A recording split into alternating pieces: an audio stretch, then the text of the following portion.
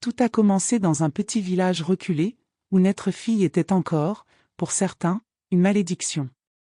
Aïssatou est née un soir de pluie.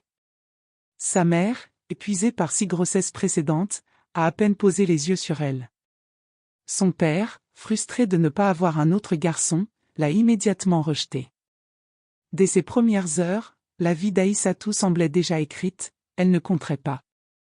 L'enfance d'Aïssatou était marquée par l'absence de tendresse. Très tôt, elle a compris qu'elle ne recevrait ni câlin ni sourire. Dans sa maison, l'amour semblait réservé à ses frères. Eux avaient le droit de jouer, de rire, de manger les meilleurs morceaux du repas. Aïssatou, elle, recevait les restes, souvent froids, parfois juste assez pour ne pas avoir faim. À 7 ans, elle portait déjà des responsabilités d'adulte. Avant que le soleil ne se lève, elle se levait pour aller chercher de l'eau au puits, balayer la cour, laver les vêtements, et s'occuper de ses frères et sœurs plus jeunes. La maison était petite, faite de briques de terre, avec un toit qui fuyait quand il pleuvait. Aïssatou dormait sur une natte fine, souvent réveillée par le froid ou les bruits des animaux dehors. Sa mère, débordée, ne lui parlait que pour donner des ordres, « Va plus vite, ne traîne pas ». Son père, lui, ne la regardait presque jamais. Quand il le faisait, c'était pour lui reprocher d'être là, d'être une fille. « Tu coûtes trop cher », disait-il parfois, comme si elle était un poids. À l'école du village, Aïssatou voyait un autre monde. Les autres enfants riaient, partageaient des histoires. Elle restait en retrait, consciente de ses vêtements rapiécés et de ses pieds nus. Elle n'avait pas de cartable, pas de stylo. Elle empruntait des bouts de papier et écrivait avec des crayons cassés. Pourtant, elle écoutait chaque mot du maître, buvant ses leçons comme une source d'eau fraîche. L'école était son refuge, même si elle n'y était pas toujours la bienvenue. Ses frères, plus âgés, la traitaient comme une servante. « Passe-moi l'eau, nettoie ça », disait-il sans un merci. Si elle se plaignait, il riait ou la bousculait. Aïssatou apprenait à se taire, à ravaler ses larmes. Elle comprenait que montrer sa douleur ne ferait que l'affaiblir. Mais dans son cœur, une petite flamme brûlait. Chaque corvée, chaque humiliation renforçait sa volonté de ne pas rester dans cette vie. Elle ne savait pas encore comment, mais elle sentait qu'il y avait autre chose, quelque part, pour elle. Cette enfance sans chaleur forgeait son courage, un courage qu'elle découvrirait plus tard, mais qui grandissait déjà en silence. Les journées d'Aïssatou étaient un enchaînement d'humiliations. Rien de ce qu'elle faisait n'était jamais assez bien. Si elle balayait la cour et qu'il restait un peu de poussière, sa mère la grondait et parfois la frappait avec un chiffon ou une brindille. Si elle renversait un seau d'eau par accident, son père criait « Tu ne sers à rien ». Ses pleurs ne changeaient rien. Au contraire, on la traitait de faible, de « petite fille fragile ». Elle apprenait à cacher ses émotions, à garder la tête basse. À l'école, c'était différent, mais pas toujours mieux. Sa famille refusait de lui acheter des cahiers ou des stylos, disant que c'était du gaspillage pour une fille.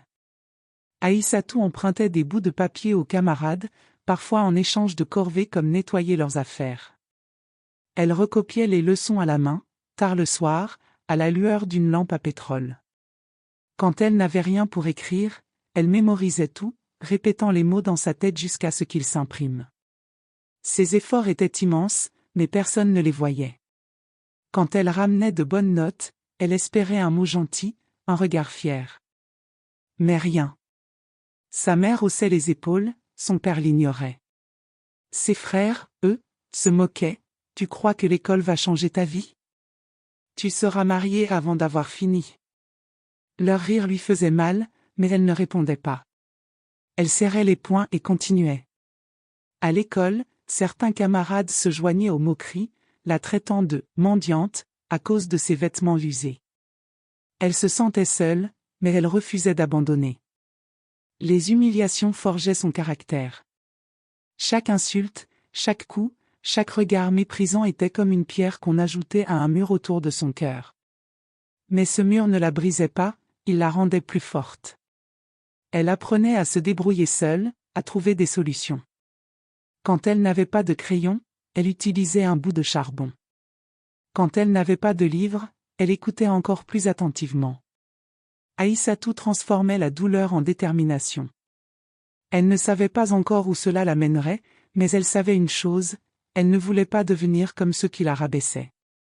Elle voulait prouver, à elle-même d'abord, qu'elle valait plus que leurs mots cruels.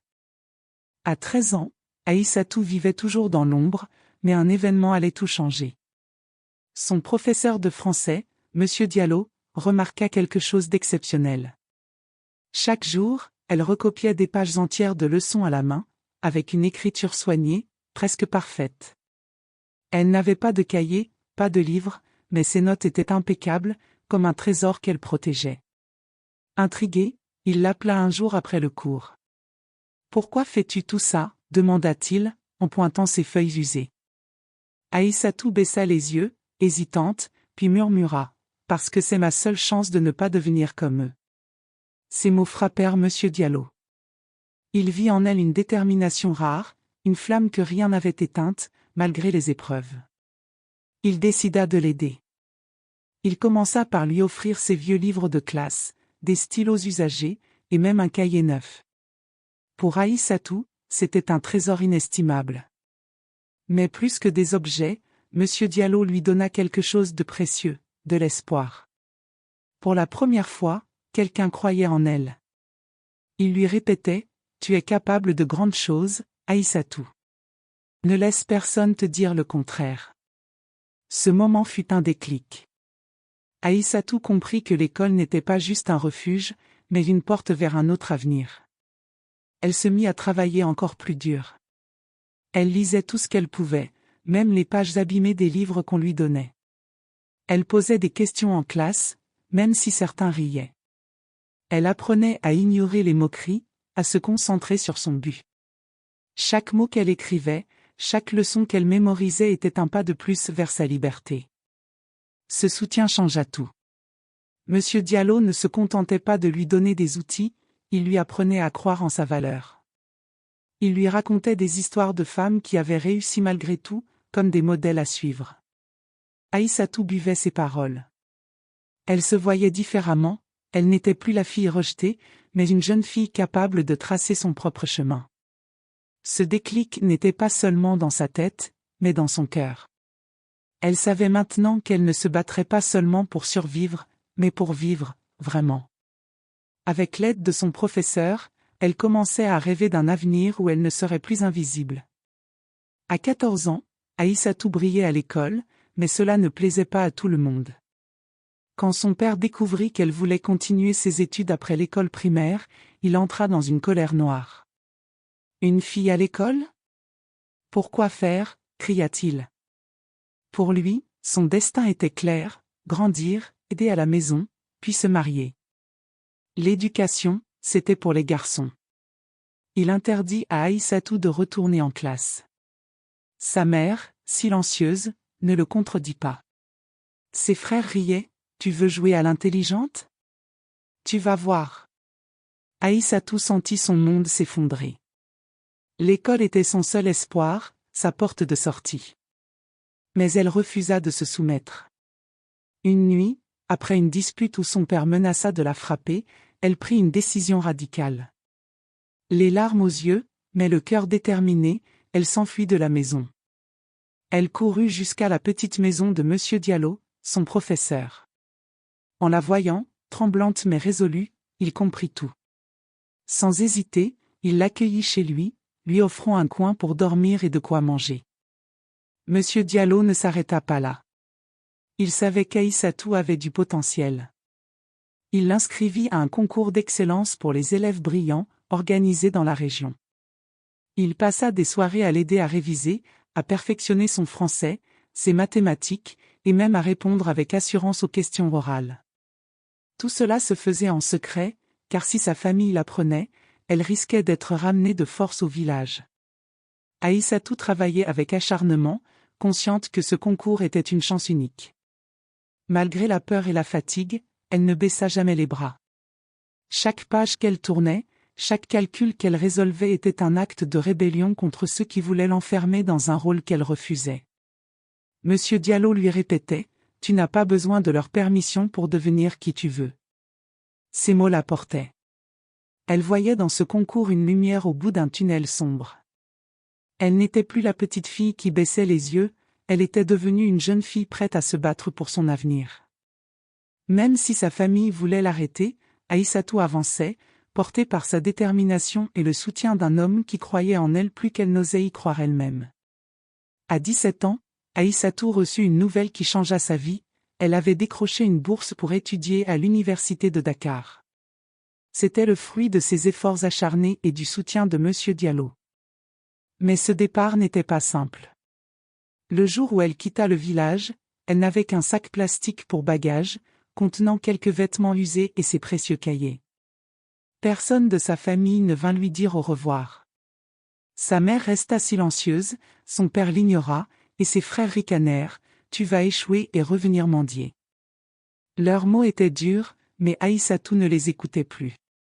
Elle partait avec quelque chose de plus fort, une soif de réussir et une dignité qu'ils ne pouvaient pas lui enlever. Le voyage jusqu'à Dakar fut long et épuisant. Dans le bus brinque-ballant, elle regardait par la fenêtre, laissant derrière elle le village où elle n'avait connu que rejet. Elle ne savait pas à quoi ressemblerait la ville, mais elle n'avait pas peur. Chaque kilomètre qui l'éloignait de sa famille la rapprochait de sa liberté. À Dakar, tout était nouveau, les immeubles, les rues bruyantes, les gens pressés.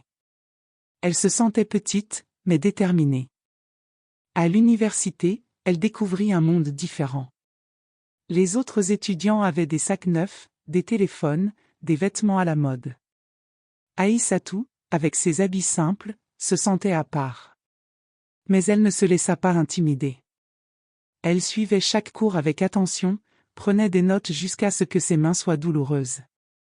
Elle passait ses nuits à lire, à apprendre, à rattraper tout ce que son enfance lui avait refusé. Sa bourse couvrait à peine ses frais, alors elle travaillait le soir, nettoyant des bureaux ou aidant dans une petite boutique. Ce départ était une épreuve, mais aussi une renaissance. Aïssatou apprenait à se faire confiance. Elle n'avait plus besoin de l'approbation de sa famille. Chaque pas qu'elle faisait à Dakar était une preuve qu'elle pouvait construire sa vie, loin des jugements et des limites qu'on avait voulu lui imposer. Elle portait en elle une force qu'elle découvrait peu à peu, celle de transformer la douleur en courage, et l'abandon en ambition. En quittant son village, elle n'avait pas seulement laissé une maison, elle avait laissé derrière elle une version d'elle-même qu'elle refusait d'être. À l'université de Dakar, Aïssatou travaillait sans relâche. Sa bourse ne couvrait pas tout, alors elle faisait des ménages dans un petit hôtel pour payer ses frais. Elle se levait tôt, suivait ses cours, étudiait tard, et nettoyait les chambres le soir. C'était épuisant, mais elle ne se plaignait jamais. Son rêve de devenir quelqu'un la portait. C'est dans cet hôtel qu'elle rencontra Karim, un client différent des autres. Toujours poli, il lui souriait et la saluait par son prénom, ce qui était rare. Il n'était pas arrogant, malgré son costume élégant et son air assuré. Karim venait souvent à l'hôtel pour des réunions. Il était le fondateur d'une start-up technologique en pleine croissance, mais il restait modeste. Un soir, alors qu'Aïssatou rangeait une salle, il engagea la conversation. « Tu es étudiante, n'est-ce pas ?» demanda-t-il, remarquant un livre de mathématiques qui dépassait de son sac. Surprise, elle hocha la tête. Il lui posa des questions sur ses études, ses rêves. Pour la première fois, quelqu'un s'intéressait à elle sans la juger. Elle répondit timidement, mais avec sincérité. Leur discussion devint régulière. Après son service, Karim l'attendait parfois avec un thé, et ils parlaient. Il lui racontait son parcours, comment il avait bâti sa start-up malgré les doutes des autres. Aïssatou, elle, partageait ses souvenirs d'enfance, sa lutte pour étudier, sa volonté de changer sa vie. Karim ne voyait pas en elle une femme de ménage, mais une jeune femme brillante, avec une détermination rare. Il admirait sa force, sa curiosité, et sa façon de ne jamais se plaindre. Un jour, il lui proposa quelque chose d'inattendu, « Veux-tu venir avec moi à une conférence tech ? Il y aura des gens inspirants, ça pourrait te plaire. » Aïssatou hésita. Elle n'avait pas de vêtements chics, pas d'expérience dans ce genre d'événement. Mais Karim insista, « Viens comme tu es ». Elle accepta, nerveuse mais curieuse. À la conférence, elle écouta, posa des questions, et découvrit un monde de possibilités. Karim la présentait avec respect, comme une amie, pas comme une employée. Cette rencontre n'était pas un hasard, elle était le début d'un lien fondé sur l'admiration mutuelle. Aïssatou, qui avait toujours été invisible, commençait à être vue, non pas pour ce qu'elle faisait, mais pour qui elle était. La relation entre Aïssatou et Karim grandit doucement, portée par un respect profond. Karim ne voyait pas en elle une fille de ménage, mais une femme intelligente, honnête, et pleine de rêves. Après leur première discussion à l'hôtel, ils continuèrent à se voir. Aïssatou terminait souvent son service tard, mais Karim l'attendait parfois dehors, avec un sourire discret. Ils parlaient de tout, de technologie, de livres, de la vie. Elle n'essayait jamais de l'impressionner, et c'était ce qui touchait Karim. Elle était vraie, sans artifice. Un soir, après une longue journée, il lui demanda « Pourquoi travailles-tu si dur ?» Aïssatou répondit simplement « Parce que je veux être libre ». Ces mots résonnèrent en lui. Lui aussi avait dû se battre pour construire sa start-up, contre les doutes et les obstacles. Il voyait en Aïssatou une force qu'il admirait, une résilience qu'il comprenait. Leurs conversations devinrent des moments précieux, où chacun partageait ses espoirs et ses combats. Quand Karim l'invita à la conférence tech, ce fut un tournant. Aïssatou y alla sans maquillage, avec une robe simple qu'elle avait cousue elle-même. Elle n'essayait pas de se faire remarquer, mais sa curiosité et ses questions pertinentes attiraient l'attention. Karim était impressionné.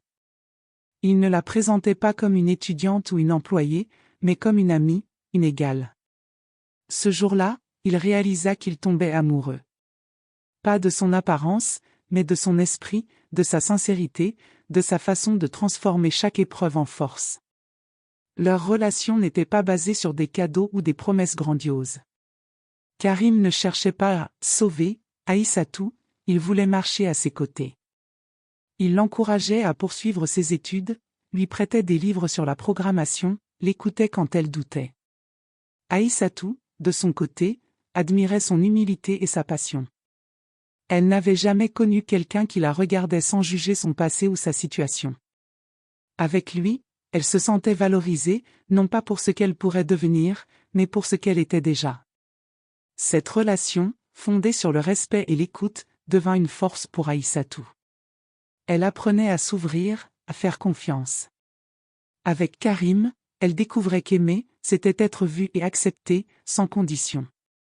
Ensemble, ils construisaient quelque chose de rare, une histoire où chacun rendait l'autre meilleur, simplement en croyant l'un en l'autre.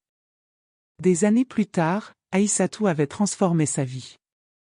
Elle avait terminé ses études universitaires avec brio, devenant une femme éduquée et confiante. Avec Karim, elle s'était mariée, non pas dans le luxe, mais dans une cérémonie simple, entourée de ceux qui croyaient en eux.